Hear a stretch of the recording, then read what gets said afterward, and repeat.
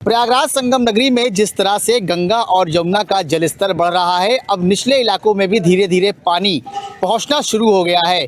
और इस वक्त हम जहां पर मौजूद हैं वो पूरा सरोरी इलाका है और सरोरी इलाके में भारी संख्या पे यहां पर छात्र और छात्राएं अपनी पढ़ाई करते हैं, एग्ज़ाम की तैयारी करते हैं। लेकिन अब देखिए पानी जो है वो धीरे धीरे यहाँ भी पहुँचने लगा है। और देखिए ये पूरा सरोरी इलाका है, सरोरी इलाका मतलब ये पानी भी हम आपको दिखाएंगे कि देखिए पानी अब धीरे धीरे जो है वो ऊपर आने लगा है। यानी कि जिस तरह से गंगा और यमुना का जलस्तर बढ़ रहा है उस तरह से अब देखिए कि पानी जो है धीरे धीरे निचले इलाकों में पहुंच रहा है। और यहाँ पर हमारे साथ कुछ छात्र हैं, हम उनसे बात करने की कोशिश करेंगे कि आखिर हर साल जो गंगा यमुना का जलस्तर बढ़ता है उन्हें कितने समस्या करना पड़ता है। हाँ, सबसे पहले आपके पास आएंगे, आप यहाँ काफ़ी पुराने और अनुभवी लग रहे हैं। ये बताइए कि जिस तरह से गंगा और यमुना का जलस्तर बढ़ता है आप लोगों को कितनी दिक्कतों का सामना करना पड़ता है? बहुत दिक्कत आती है। क्या क्या दिक्कतें आती हैं? घर में पानी घुस जाता है, सामान नुकसान हो जा रहा है, व्यवस्था बहुत देर में होती है, जानवरों की दिक्कत होती है, जानवर कहाँ खड़े हों, इतना पानी बढ़ जाता है, बहुत समस्याएं आ जाती हैं। सरकार की तरफ से क्या क्या मदद होती है? सरकार की तरफ से क्या मदद होती है? सरकार की तरफ से जो भी मदद होती है बहुत देर हो जाता है, मदद बहुत देर हो जाता है। हाँ। मतलब सही समय पे सामान नहीं पहुँच नहीं आ पाता है। हाँ, ये बात है, मदद तो होती है लेकिन देर हो जाता है। हमारे साथ यहाँ पर कुछ छात्र हैं जो यहाँ पर परीक्षा की तैयारी करते हैं, जो किराए का मकान लेकर यहाँ पर रहते हैं। और जब यहाँ पर बाढ़ जैसी समस्या उत्पन्न होती है तो लोगों को अपना मकान खाली करके दूसरे घर तलाशने पड़ते हैं। पंकज जी, ये बताइए, आप यहाँ पर छात्र हैं और भी छात्रों से हम बात करेंगे, किस तरह की समस्या का सामना करना पड़ता है जब जब बाढ़ आती है? सबसे बड़ी समस्या है कि प्रशासन तब जागता है जब पता चलता है कि बाढ़ सर पे आ चुकी है। 3 महीने पहले से साफ़ सफाई प्रॉपर होनी चाहिए, नालों की वो सफाई होनी चाहिए, लेकिन ये सब कागज़ों पे हो रहा होता है। जो आज हाई कोर्ट ने जब संज्ञान में लिया तब जाकर के आप शहर भर में देख रहे हैं। तो हम तो मान लीजिए बाढ़ग्रस्त इलाके में हैं, जो शहर मेन शहर में जो जॉर्ज टाउन जैसे VIP शहर में रहते हैं वो तक पानी फेस कर रहे हैं। तो प्रॉब्लम यह है कि सरकार उस समय सचेत नहीं होती है। बहुत पहले से मांग हो रही है कि ये जितने भी बाढ़ग्रस्त इलाके में एक बांध की मांग को हम लोग लगाते हैं। जैसे आपने अल्लाहपुर में देखा कि बांध बनाया गया। समस्या ये कि छात्रों की परीक्षाएं लगी हुई हैं, इस दौर में अगर कमरे खाली करके जाना पड़ता है तो जाए कहाँ? सरकार के पास ये भी उपलब्ध नहीं होता है कि बच्चों को आश्रय स्थल तक जैसी व्यवस्था कर दे कि 15-20 दिन की समस्या है, आश्रय स्थल में बच्चे रुक सकें। खाने पीने की व्यवस्था, खाने पीने तक की व्यवस्थाओं को लोगों को प्रशासन के बजाय कोचिंगों पर निर्भर होना पड़ता है, अपने लोगों पर निर्भर होना पड़ता है। लेकिन प्रशासन सारा कुछ बंदर बाट कर रहा होता है। जो प्रशासन के नुमाइंदे लोग होते हैं वो केवल कागजों पे सारे सामान, सारे व्यवस्थाएं दे रहे होते हैं। लेकिन असल हकीकत यह है कि आप पुराने लोग हैं, छात्र हैं, इन सब को अपनी अपनी समस्याएं फेस करनी पड़ती हैं। जब यही पानी ऊपर चढ़ेगा तो सारे कमरों में पानी लबालब भरा होगा, बच्चे किधर रास्ता नहीं समझ में आ रहा होगा, परीक्षाएं बर्बाद हो रही होती हैं, घर पे जाना पड़ता है, फिर कमरा छोड़ना पड़ता है, कमरे को दोबारा ढूंढना और 15 दिन बाद रहना, एक बीमारी फैलती है। तो उन सारी स्थितियों में कहीं ना कहीं हम छात्रों को भी फेस करना पड़ता है। लेफ्ट में भी हम ही हैं, राइट में भी, दोनों ही समस्या हम ही लोग के लिए। सरकार केवल कागजों पे काम करती है। हम निवेदन करते हैं कि इन सब चीज़ों पे आश्रय स्थल बच्चों के लिए जो भी बाढ़ग्रस्त इलाके बनाए जाए, जिससे कि छात्रों को तत्काल प्रभाव से 15-20 दिन के लिए समय मिल सके, उनकी व्यवस्था मिल सके। भैया, क्या नाम है आपका? अवनीश द्विवेदी। कहाँ के रहने वाले? प्रयागराज के रहने की बाहर के? सुल्तानपुर। आइए, तो ये जिस तरह से लगातार हर साल बाढ़ आती है, आप लोग स्टूडेंट हैं, यहाँ पर कमरा लेके पढ़ाई करते हैं, कैसी दिक्कतों का सामना करना पड़ता है? क्योंकि हर बार का ये कहानी है, बाढ़ हमेशा आती है, आप लोग को कमरे बदलने पड़ते हैं और इतनी दूर से आप लोग आते हैं, पढ़ाई भी डिस्टर्ब होती है। जी, तमाम दिक्कतें होती हैं। ऐसे अगस्त और सितंबर के महीने में लगभग हर बार ही, मतलब इस इलाके में तो प्रॉपर्ली हमेशा बाढ़ ही आती है। और बाढ़ आने के बाद भी तमाम समस्याएं, सबसे बड़ी समस्याएं ये होती हैं कि हम स्टूडेंटों को, अभी इसके बाद डेंगू जैसे बीमारी इलाहाबाद में सबसे ज़्यादा फैलती है। हर दूसरा लड़का यहाँ डेंगू से पीड़ित मिलता है। प्रॉपर सैनिटेशन बिल्कुल नहीं रहता है। और रही बात बाढ़ की, तो बाढ़ आने के अलावा भी यहाँ पे नालियों से ही पानी हम लोग का भर जाएगा। अभी हम लोग के कमरे में बहुत सारी गंदगियाँ आएंगी, इसमें लगेगा कोई सैनिटेशन भी नहीं होगा। और रही बात व्यवस्था की भी, तो अभी तक तो ऐसा कोई यहाँ पे कुछ दिख नहीं रहा है। अगर कल मान लीजिए 2 दिन में 3 दिन में अगर कोई हो भी गया, अगर बाढ़ वहाँ तक पहुँच भी गई, उसके बाद भी यहाँ पे कोई सुनने वाला नहीं रहेगा। हम लोग को अपने घर की तरफ जाना पड़ेगा या हमको अपने दोस्त के रूम पे जाना पड़ेगा। तो इससे हमारे एग्ज़ाम जो आगे लगे हुए हैं उन पर भी काफ़ी इफेक्ट पड़ेगा। हमारे अक्टूबर में एग्ज़ाम लगे हुए हैं, सितंबर में एग्ज़ाम लगे हुए हैं, हमारी कंटिन्यूटी बिगड़ती है। हमारे एग्ज़ाम का जो प्रॉपर हमारा सिलेबस है उसमें हमको दिक्कतें होती हैं, मेंटली प्रेशर बनता है। तो इन सब चीज़ों को देखते हुए थोड़ा गवर्नमेंट को और यहाँ प्रशासन को इन सब चीज़ों पर ध्यान देना चाहिए। प्रशासन की तरफ से क्या आश्वासन दिया जाता है आप लोगों को? प्रशासन की तरफ से तो हमेशा आश्वासन रहता है कि हम अपना वर्क प्रॉपर्ली कर रहे हैं, सैनिटेशन हो रहा है, ब्लॉकेज हम लोग साफ़ किए हुए हैं। लेकिन वो चीज़ होनी ही होनी है, क्योंकि जो बेसिक चीज़ें होती हैं वो प्रॉपर्ली वर्क उस पर नहीं किया जा रहा है, जिस वजह से बाढ़ हर साल आ रही है। बिल्कुल बिल्कुल आपसे भी बात करेंगे। ये बताइए, शहर की हालत तो आपने अभी देखा, बारिश के पानी से किस तरह जगह जगह पर वाटर लॉगिंग हुई, लेकिन अब जो समस्या सामने आप लोगों के बाढ़ की समस्या है, और आप लोग यहाँ पर रूम लेकर पढ़ाई करते हैं, क्योंकि पानी देखिए जहाँ हम खड़े हैं, पानी लेवल लगभग अब धीरे धीरे अगर बात करें तो 2 से 3 दिन में ऊपर ही आ जाएगा। तो कितनी समस्या होती है बाढ़ को लेकर? सर बहुत समस्या होती है, ज़्यादा समस्या होती है सर। मुझे रूम हम लोग को छोड़ के जाना ही पड़ेगा 15-10 दिन। अब जिसको कितना दिन लगता है इससे आप मतलब ऊपर आने में, अभी तो है ठीक है, लेकिन अब आने वाला है, पानी आ जाएगा तो रूम छोड़ के जाना ही पड़ेगा। ये बताइए, आप लोग इतनी दूर से आते हैं, पढ़ाई में कितना डिस्टर्बेंस होता है इसको लेकर? डिस्टर्ब होता है सर, लगभग अब 15-20 दिन तो डिस्टर्ब हो ही जाएगा सर। अगर पानी आ गया रूम में तो जाना ही पड़ेगा, 15 दिन उधर 15 दिन उधर छोड़ के जाना ही पड़ेगा। पंकज भाई, आपसे और भी जानने की कोशिश करेंगे कि ये बताइए, जिस तरह से अब एग्जाम भी काफ़ी करीब है बच्चों के, लेकिन अगर बाढ़ जैसी समस्या से सरकार को कैसे निपटना चाहिए? सरकार को सबसे पहले तो ये अपनी जो भी इनकी अपनी हायरार्की सिस्टम में व्यवस्था है, जैसे जिलाधिकारी है, जो जिलाधिकारी आज हाई कोर्ट के निर्देश पर कार्य कर रहा है, तो हमें सरकार की फिर क्या जरूरत? अगर सब कुछ सुओ मोटो आपको हाई कोर्ट को लेना है, न्यायालयों को लेना है, न्यायालय जवाब, सड़क के लिए न्यायालय खड़ी हो रही है, समस्याएं बाढ़ग्रस्त हो रही हैं तो न्यायालय खड़ी हो रही है, तो सरकार क्या काम? तो सरकार अगर अपने नुमाइंदों को, अपने अधिकारियों को स्पष्ट रूप से जो आज सक्रियता दिख रही है, उस सक्रियता को बहुत पहले सक्रिय करें, तो शायद बाढ़ से उन बच्चों को भी समस्या न हो। ये मकान जो बने हुए हैं, ये मकान बाढ़ग्रस्त इलाके में है, बाढ़ग्रस्त में पहले तो आप बनाने के लिए सारी व्यवस्था अवेलेबल कराते हो, फिर जब मकान बन जाते हैं, जब डूबते हो, तो फिर आकर के कहते हो कि नहीं तुम लोग बाढ़ग्रस्त में हो। लेकिन एक बड़ा सवाल ये भी है कि कछार जैसे इलाकों में जो मकान बनते हैं, तो क्या उसकी परमिशन कहाँ से आती है? ये तो पैसा खाने वाले लोग हैं, वो एडीए जो वर्तमान में पीडीए है, जो नेता नगरी लोग हैं, ये लोग। पहली बात तो जब जगह स्थल यहाँ बाढ़ग्रस्त है, 500 मीटर के दायरे के अंतर्गत हाई कोर्ट ने रोक लगा रखी है, तो ये बनने का मौका कौन दे रहा है? और कोई गरीब जनता है, सामान्य जनता है, वो सस्ते मस्ते में जो जमीन पाता है, उसकी क्या गलती? अगर हमारी सरकारी सिस्टम ही बिकी हुई है तो बच्चों क्या गलती? और बच्चों को सस्ता कमरा चाहिए, बघाड़ा चले जाइए, स्थिति दम इतना बदतर है, क्या बताया जाए। तो आप देखेंगे शहर के चारों तरफ मकानों को बनने का परमिशन भी यही सरकार देती है, और जब उसमें मौतें होती हैं या कोई घटना घटती है तो वही सरकार रिलीफ के नाम पे कहती है देखिए हम रिलीफ पहुंचा रहे हैं। अभी आपने देखा कुछ दिन पहले कि लखनऊ में एक कांड हुआ जिसमें लाइब्रेरी में बच्चों की मौत हुई। अब लाइब्रेरी कोचिंग संस्थान, इसके पूर्व में भी घटना हुई, और बाढ़ग्रस्त इलाके में भी कल घटना हो जाए तो कहते हैं सारे मकान सीज करो। तो ये जो बाद में जगते हैं, इसको क्यों?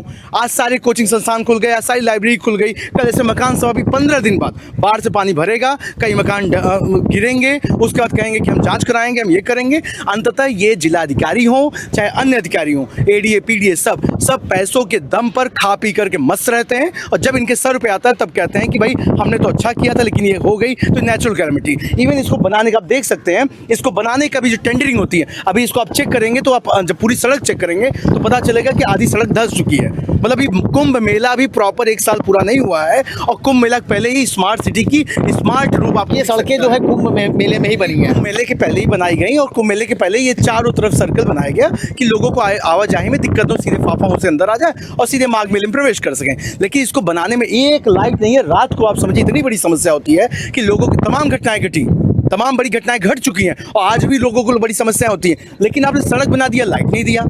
लाइट कब दोगे? अगले फंड में दोगे, तब तक कितनी घटनाएं घट जाती हैं। अंततः फेस यहाँ जो पूरी संख्या यहाँ की जो अर्थव्यवस्था है वो छात्र हैं, और छात्र के बदौलत ही इलाहाबाद शहर का कहीं ना कहीं बड़ा संचालन होता है, और छात्रों के लिए आप सुविधा नहीं दे पाते हो। अभी आपने देखा गैस किल्लत हुई, कितनी बड़ी समस्या। तो बाढ़ग्रस्त आने के बाद व्यवस्था में सारी समस्याएं एक साथ घेरती हैं। हम निवेदन करते हैं कि आप लोग कम से कम, जैसे आप 1 महीने के लिए एक संसार कुंभ मेला बसा सकते हो, तो क्या 10-20-50 हज़ार छात्रों के लिए आप आश्रय स्थल नहीं खोल सकते हो? बिल्कुल बिल्कुल। और भी चाचा से बात करने, भाई साहब आपसे भी बात करने की कोशिश करेंगे, आप लोग भी स्टूडेंट हैं, कितनी समस्याएं होती है बाढ़ को लेकर जब आती है तो? सर समस्याएं तो होती हैं, अब बाढ़ आता है तो रूम में पानी चला जाता है, तो हम लोगों को रूम छोड़ के या तो चेंज करें या तो घर चले जाएं। तो घर चले जाएंगे तो आप जाहिर सी बात है, घर जाएंगे तो अब रूटीन सब डिस्टर्ब हो जाता है, तो पढ़ाई में भी डिस्टर्बेंस आता है, एग्जाम की भी तैयारी करना रहता है, बहुत प्रेशर रहता है, भी तैयारी रहना है, घर का भी प्रेशर रहता है कि आखिर में बच्चा तैयारी कर रहा है तो कर क्या रहा है वो, तो यही सब फेस करना पड़ता है समस्याएं। आपसे भी आज जानने की कोशिश करेंगे। भैया ये बताइए, आप लोग यहाँ के निवासी हैं, अब बाढ़ जो है लगभग आप देख ही रहे हैं क्या स्थिति हो रही है, तो कितना नुकसान होता है इससे? नहीं, बहुत नुकसान होता है। 3-4 दिन से जल स्तर जो है धीरे धीरे से बढ़ रहा है। मैं सरकार से पूछना चाहता हूँ, जो 1 लाख करोड़ जो फंड पास हुआ था कुंभ मेले में, पैसा गया कहाँ? जो आपके जार टाउन में और आपके बघाड़ा साइड, छोटा बघाड़ा, सब मतलब जल स्तर पूरा बढ़ चुका है। और रोड पर बताइए, इस पर लाइट नहीं है, अगर रात में कोई गाड़ी जाएगी तो जाएगी कहाँ? वो नदी में चले जाएगी। इसको सरकार को संज्ञान लेना चाहिए। और जो 1 लाख करोड़ जो इसका फंड पैसा ये सौंदर्यीकरण जो बनाने के लिए दिया गया था, वो पैसा कहाँ गया? वो जो अधिकारी द्वारा वो खा गया। इसलिए हमको ये पूरा जांच करने की मतलब ब्यूरो चाहिए कि ये सब पूरा फाइनल हो जाए, जिससे बाढ़ के पीड़ित बच्चों को दिक्कत ना हो। चाचा आपके पास एक बार फिर से आएंगे। ये बताइए चाचा कि आप तो यहाँ पे निवासी हैं, जब घर में आपके पानी आता है तो कितनी समस्या होती है आप लोगों को? अरे बहुत समस्या होती है जी, पानी आने की बहुत समस्या होती है। सरकार व्यवस्था करती है लेकिन लेट हो जाता है व्यवस्था होने में। ठीक है, नाव आती है कि नहीं यहाँ पे आप लोगों को? नाव आती है लेकिन थोड़ा सी जब दिक्कत बनती है तब आती है। नाव आती है, ये बात नहीं, सरकार करती है व्यवस्था, लेकिन लेट हो जाता है करते करते, क्योंकि तो निश्चित तौर पर आप देखिए कि यहाँ पर हम सलोरी पहुँचे हैं, जहाँ पर अब धीरे धीरे जो बाढ़ का पानी है वो लगातार बढ़ता हुआ जा रहा है। और यहाँ पर जो छात्र हैं वो भारी संख्या में रहकर अपने एग्ज़ाम की तैयारी करते हैं। यहाँ पर कम रेंट पर रूम लेकर पढ़ाई करते हैं, लेकिन जब पानी उनके रूम तक पहुँचता है तो उन्हें कई बार रूम बदलने पड़ते हैं या फिर अपने घर जाने पड़ते हैं, जिससे कि उनके पढ़ाई में भी काफ़ी नुकसान होता हुआ नज़र आता है। मैं इस समय बस्ती जनपद मुख्यालय से लगभग 30 किलोमीटर दूर दुबौलिया विकास खंड के जो सुबिका बाबू गांव है, इस समय जो मैरुंड हो चुका है पूरी तरह, उस गांव की तरफ जा रहे हैं। और ये नाव के सहारे हम लोग जा रहे हैं। हमारे साथ जो बैठे बच्चे हैं आप देख सकते हैं, ये बच्चे पढ़ने वाले छोटे छोटे नौनिहाल बच्चे हैं। और किस तरह पानी के अंदर से नाव के सहारे ये बेचारे जा रहे हैं, क्योंकि जो दूर गाँव है, हम दिखाना चाहेंगे कि दिखाए कैमरामैन, जो आप बहुत दूर जो पेड़ देख रहे हैं उसी पेड़ों के बीच में ये गांव है और चारों तरफ आप पानी देख रहे हैं। किस तरह से पानी जो है चारों तरफ है, आप दिखाएंगे कैमरे में, आप देख पा रहे होंगे पानी किस तरह से है। चारों तरफ पानी ही पानी है और काफी मात्रा में पानी यहाँ पर है। और ये छोटे बच्चे स्कूल जाते हैं, जिसके लिए नाव का सहारा ले रहे हैं। और ये इनकी कोई ये पहली बार नहीं है, हर साल इन बच्चों को ऐसे दिक्कत होती है। क्यों बेटा, हर साल दिक्कत होती कि नहीं? हाँ होती है। कितने दिन से नाव से जा रही हो? बहुत दिन से। आज कितना दिन हो गया नाव से जाते हुए? कौन से स्कूल में पढ़ती हो? कतरिया। अच्छा, यहाँ कहीं स्कूल नहीं है अंदर? नहीं। पूरा पानी ही पानी है चारों तरफ ना? हाँ। घर में पानी घुसा है कि नहीं? नहीं अभी। घर के चारों तरफ पानी है? हाँ। कितने में पढ़ते हो? 2। क्या नाम है? तमन्ना। आप देख रहे हैं बहुत सारी बच्चियां हैं। बेटा कितना दिन हो गया ऐसे जाते हुए? 2 महीने हो गए। ढेर दिन हो गया। डेली जा पाती हो स्कूल की नहीं? जा पाती हूँ। ऐसे रोज सुबह नाव से जाती हो ना? बेटा तुम जाते हैं। नाव से किस क्लास में पढ़ती हो? 7। तो आप देख रहे हैं ये बच्चे जो हैं, हम कैमरे में दिखाना चाहेंगे कि ये छोटे छोटे बच्चे आप देख सकते हैं, ये नौनिहालों को किस तरह से समस्या का सामना करना पड़ रहा है। इतने छोटी बच्ची है बेचारी। बेटा क्या नाम है? प्रिया। पढ़ने गई थी? आगे आ जाओ। पढ़ने गई थी? ऐसे रोज नाव से जाती हो? और भी देख रहे हैं, ये भी बच्चा है। पढ़ने गए थे? हाँ। किस क्लास में हो? 6 में। ये सारे बच्चे जो हैं छोटे छोटे हैं, ये अपने स्कूल से वापस अब घर जा रहे हैं और नाव का सहारा ले रहे हैं। सुबह भी ऐसे नाव में ये हमारे साथ मौजूद है, बताएंगे गांव की स्थिति कैसा है। भैया क्या स्थिति है जो मैरुंड हो चुका है गांव? गांव में सब पानी घुस गया है। हाँ, बहुत दिक्कत हो रहा है आने जाने के लिए भी, और वहाँ भी बहुत दिक्कत होता है। छोटे छोटे बच्चों को डेली लाते जाते हैं? डेली लेके आते हैं, जाते हैं।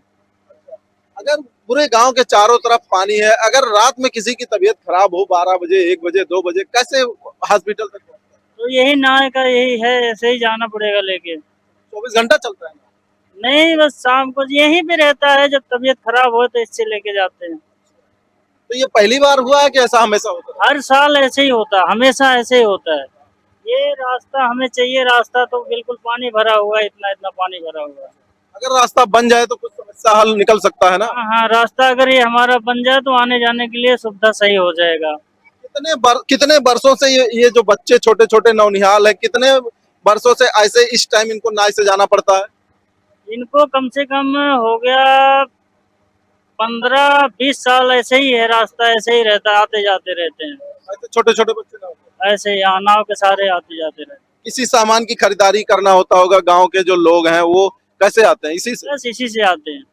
चारों तरफ पानी है, जानवर भी गांव में होंगे, तो उनके लिए चारा वारा कहाँ से आता है? उनके लिए चारा कहाँ है, कुछ भी नहीं, घर पे ही थोड़ा बहुत भूसा खिलाते हैं और घर पे ही बना रहते हैं। और इधर तो सब डूब गया है, पानी फसल भी पूरा बर्बाद हो गया। सब खत्म है, कुछ भी नहीं है, फसल सब बेकार है। तो आप देख रहे हैं कि चारों तरफ, आप देखिए इधर चारों तरफ पानी ही पानी दिखाई दे रहा है। ऐसे में ये जो बच्चे हैं वो किस तरह से, आप देख रहे हैं कि पूरा पानी है और पानी में घुस करके ये जो स्टूडेंट हैं, छोटे छोटे बच्चे हैं, ये किस तरह से आप देख रहे हैं। मेरे पीछे पूरा आप देख सकते हैं, ये पूरा बहाव है नदी का, और इसी के सहारे जो है ये बच्चे अपने स्कूल को जाते हैं और शिक्षा ग्रहण कर रहे हैं। कितनी दिक्कतों का सामना करते हुए ये बच्चे जा रहे हैं, ये देखने वाली बात है। फिलहाल यहाँ पर हर साल ऐसे ही यहाँ पर व्यवस्था होती है, नाव लगता है, आने जो ग्रामीण है यहाँ पर वो आते जाते रहते हैं। बाबा, कितने घर होंगे इस जो मैरुंड गाँव है? कम से कम भैया 100 घर के लगभग। 100 घर हैं, और 100 घर इसी बाढ़ क्षेत्र में पूरी तरह डूबे हुए हैं। सब, हाँ, सब डूबा है भैया, एकदम सबके घर के आरी आरी पानी है। बाकी जौन बा वो घर घर थोड़ा थोड़ा बाकी है सब घर, और बाकी पानी है। कितनी साल उम्र हो गई आप? हमारे 76 साल में। 76 सालों में आपने इस तरह कितनी बार देखा है ऐसे? जब से यहाँ हैं तब से देख रहे हैं साहब। तो अगर बात करें यहाँ फसलों की, आप देख सकते हैं पानी पानी है, बर्बाद है, खाम बर्बाद हो जाए। खाते पीते क्या है? कैसे? अब खाए पी के मजदूरी कई जाते है, वो खाए पी जाते है, और बाकी जौन बा कुछ सरकार अगर इतनी देर थाम देता तो वो देख जाए, नहीं तो मजदूरी कई सरकार कुछ कर देता है। हाँ, कुछ करा था, लेकिन अभी तो कुछ नहीं करी भैया। अभी नाव की व्यवस्था सरकारी है कि आप? नहीं, सरकारी है। नाविक जो लगाए गए? हाँ, सरकारी। बच्चे छोटे छोटे यहाँ नाव से आपके साथ जा रहे हैं, ऐसे डेली जाते हैं पढ़ने? डेली भैया, इन्हें ले जाते छोड़ सब, एक आदमी छोड़ ले जाते बंधा पे, डेली काम ही है लड़कियों के। यही नाव से आना। अच्छा, ये समस्या का निदान कैसे होगा? क्या हो जाए कि आप लोगों को सुविधा मिले? ये रास्ता साहब हमारे सबका रास्ता बन जाए तो हमारे सबको जो दूर हो जाए, आवे जाए वाला। हाँ, और केवल आपका मांग है कि रास्ता अगर बन जाए तो सारा चीज। हाँ। तो आप देख सकते हैं जो ये बाबा जी हैं, इन्होंने बताया कि ये जो मैरुंड गांव हो चुका है, यहाँ पर अगर रास्ते की व्यवस्था हो जाती है तो इस जो यहाँ लगभग इनके अनुसार 100 घर बताए जा रहे हैं, 100 घर से आप अंदाजा लगा सकते हैं कि कितनी आबादी होगी। अगर ये सुविधाएं इनको मिल जाए अभी, तो इनकी ये समस्या खत्म हो सकती है। वाराणसी में मां गंगा उफान पर है। गंगा अब धीरे धीरे रौद्र रूप धारण कर रही है। जो जल स्तर है काशी में गंगा का, वो 68 से ज़्यादा यानी लगभग अब 69 मीटर लगभग पहुंच चुका है, जो अब खतरे के निशान से कुछ ही मीटर नीचे, यानी जो खतरे का निशान है वो 70.262 मीटर है। और उसको लेकर पुलिस प्रशासन पूरी तरीके से अलर्ट है। एनडीआरएफ की टीम अलर्ट है, जल पुलिस अलर्ट है, पीएससी की टीम अलर्ट है। और देखिए एक इक्विपमेंट यहाँ पर जो पीएससी के डीआईजी हैं वो यहाँ पर उसको देख रहे हैं, जो अगर कोई बाढ़ में कोई डूबने लगे तो उसको बचाने के लिए किस प्रकार से यहाँ पर एक इक्विपमेंट है जिसका यहाँ पर प्रशिक्षण किया जा रहा है। देख सकते हैं तस्वीरों में, जो ये रिमोट के माध्यम से ये इक्विपमेंट चलता है। और हम थोड़ा सा यहाँ जो डीआईजी साहब है पीएससी से, उनसे भी बातचीत करेंगे। सर, ये किस प्रकार का ये इक्विपमेंट है, उससे कितना राहत मिलेगा बाढ़ में लोगों को? ये एनडीआरएफ द्वारा खरीदा गया है, तो हम लोग अपने पीएससी के लिए भी इसका परीक्षण कर रहे हैं कि ये कितना लाभदायक होगा और भविष्य की चुनौतियों को कैसे ये हल कर पाएगा। सर, इसका क्या रेंज है और कैसे? अब अभी इसका डिटेल स्पेसिफिकेशन का स्टडी किया जाएगा, अभी इस पे पूरा फाइनली नहीं बोल सकते, लेकिन एनडीआरएफ द्वारा हमारे काफ़ी दिनों से इसका प्रयोग किया जा रहा है और पूर्व में इससे जो है लोगों की लाइफ सेव किया गया है। बाढ़ में इससे मतलब लोगों को राहत मिलेगी जो डूबने वाले होंगे या जिन जगहों पर? आपके सामने ही इसका परीक्षण किया जा रहा है और पूर्व में इसका परीक्षण आप लोगों द्वारा किया गया है। देखिए, ये भाई साहब रिमोट से भी चला रहे हैं, एनडीआरएफ के जवान है और इसी रिमोट से इस जो इक्विपमेंट है उसको कंट्रोल कर रहे हैं। हम आपको तस्वीरें दिखा रहे हैं किस प्रकार से ये इक्विपमेंट है जिससे बाढ़ में लोगों को बड़ी राहत मिलेगी। अगर कोई डूबता हुआ जहाँ पर पहुँचना तुरंत संभव ना हो, इसको रिमोट के माध्यम से वहाँ पर ये पहुँच सकेंगे। और देखिए, हम तस्वीरें यहाँ पर दिखा दें किस प्रकार से यहाँ पर जो सावन का महीना भी चल रहा है, इसको लेकर भी यहाँ पर जो पुलिस प्रशासन है, जल पुलिस, NDRF, SDRF है, PSC वो अलर्ट है और यहाँ पर बेकायदा बैरिकेड किया गया है कि ताकि जो श्रद्धालु है, दर्शनार्थी है, उसके भीतर ही स्नान करें। और लगातार हिदायत भी दिया जा रहा है कि लोग गहरे पानी में ना जाए ताकि किसी प्रकार की कोई दुर्घटना ना हो। और देखिए तस्वीर हम आपको दिखा रहे हैं काशी के घाटों की क्या स्थिति है। यहाँ पर जो गंगा लगातार उफान पर है, जो खतरे का निशान है और चेतावनी बिंदु है उसके लगभग करीब पहुँच चुका है। और यहाँ पर जो पंडा पुजारी उनसे भी समझेंगे क्या स्थिति है गंगा की। अभी गंगा जी तो बढ़ रही हैं, दिन पे दिन बढ़ रही हैं, डेली बढ़ रही हैं। अभी कल की क्या स्थिति थी, आज क्या है? कल तो नीचे थी, आज तो बहुत बड़ी है। आज तो मान के चलिए कि आ गई है 7-8 फुट बड़ी है। 7-8 फुट बढ़ गई? हाँ 7-8 फुट बढ़ गई। तो गंगा का जो जलस्तर बढ़ रहा है उससे आप लोग को भी समस्याएं होती होंगी? हाँ समस्याएं तो हो रही हैं और भक्त लोग को भी समस्याएं हो, यात्री जितने आ रहे हैं थोड़ा जगह रहने के नाते थोड़ा सा सकरा हो जा रहा है। हाँ सकरा हो जा रहा है, इसलिए थोड़ा सा परेशानियां चल रही हैं। हाँ परेशानियां चल रही है कि भगवान बाबा का नगर ये सबका पार कर रहे हैं, सबका पार लगा रहे हैं। हाँ अच्छा, लगातार मतलब गंगा का जलस्तर बढ़ रहा है। हाँ अब अभी धीरे धीरे बढ़ रहा है, अभी भी बढ़ रहा है कि धीरे धीरे चल रहा है। जहाँ तेजी रफ्तार था, तेज रफ्तार कम होके धीरे धीरे चल रहा है। धीरे धीरे चल रहा है जी। अच्छा, इस घाट किनारे लोगों की तो समस्याएं थोड़ा बढ़ जाती है गंगा का जब जलस्तर बढ़ता है तो? हाँ जब जल स्तर बढ़ता है समस्याएं बढ़ती है। केवल समस्या यही है स्नान ध्यान, और समस्याएं कुछ भी नहीं है, केवल तुरंत स्नान करना जाना तो समस्या नहीं। अब आना गंगा जी देखना, इधर घूमने में लोग और फालतू भी रहते हैं, इससे समस्याएं बढ़ती हैं। नहीं केवल स्नान करना, 2 मिनट का स्नान है, ध्यान पूजन संकल्प तो चले जाए, जल्दी समस्या नहीं आए। लेकिन पब्लिक के जुटने पे और सब लोग बैठते हैं, कोई गंगा जी देखता है, कोई कैसे भाव से आते हैं, अनेक प्रकार के भाव से आते हैं, इसलिए ज्यादा भीड़ हो जाता है। सुरक्षा की दृष्टि से नौकायान पर पूरा रोक लग गया है? हाँ सुरक्षा की दृष्टि से नाव बंद है, नाव नहीं चलेगा। पुलिस मुस्तैद दिख रही है आप लोग? अरे पुलिस है ही, सब व्यवस्था है। हाँ साहब देख लो। कहाँ से हैं? झारखंड रांची से। हाँ। आप लोग दर्शन करने आए थे? हाँ। तो हालांकि पानी का पानी तो बढ़ गया, गंगा जी का जलस्तर बढ़ गया, उसकी वजह से आप लोग तो नौकायान तो कर नहीं पा रही होंगी। बहुत अफसोस लग, बहुत ज्यादा बहुत ज्यादा अफसोस लग रहा है। घाटों का नजारा नहीं ले पा रहे आप लोग? नहीं कुछ, और नाव में नहीं चढ़ने का ज्यादा लग रहा है हम लोग को, काहे कि थोड़ा अगल बगल का भी हो जाता है, घाटों का नजारा हो जाता है। हाँ वो थोड़ा क्या, लेकिन पानी जो लगातार बढ़ रहा है उसकी वजह से एहतियात के तौर पे ये बहुत अच्छा है, बहुत अच्छा है। ये सब होना चाहिए, इतना भीड़ है वो लोग के लिए सुविधा व्यवस्था अच्छा है क्या, ताकि किसी को परेशानी नहीं हो। नहा तो स्नान तो सभी कर ले रहे हैं ना। लेकिन एक मन में थोड़ी मायूसी है कि भाई काशी का जो घाटों का नजारा वो नहीं ले पा रहे। नहीं वो तो छूट रहा है, लेकिन कोई बात नहीं, अभी तो बरसात का मौसम है तो इतना तो सहना ही पड़ेगा। दोबारा आप आएंगे तब देखेंगे। हाँ दोबारा में देखेंगे हम लोग। बिल्कुल, देखिए यहाँ पर तमाम देखिए लोग स्नान कर रहे हैं। भाई साहब आप लोग कहाँ से हैं? हम दिल्ली से हैं। दिल्ली से। अभी दर्शन हो गए आपके? नहीं अभी नहीं हुए, अभी जाएंगे। अभी जाएंगे। पानी तो गंगा जी का भी बढ़ा हुआ है, तो जो घाटों का नजारा हो जा रहा है वो तो आप कहीं ना कहीं बच रहा होगा, नहीं ले पा रहे होंगे। नहीं अभी जाएंगे, अभी वहाँ पर। लेकिन नौकायान तो बंद है, नौका की सवारी तो नहीं हो पाएगी। देखते हैं क्या होता है, बट अभी तो आए हैं, वहाँ दिल्ली से आए हैं। अभी तो जस्ट रिसेंटली अभी कल ही आए थे, तो अभी तो देखते हैं क्या होता है। बिल्कुल देखिए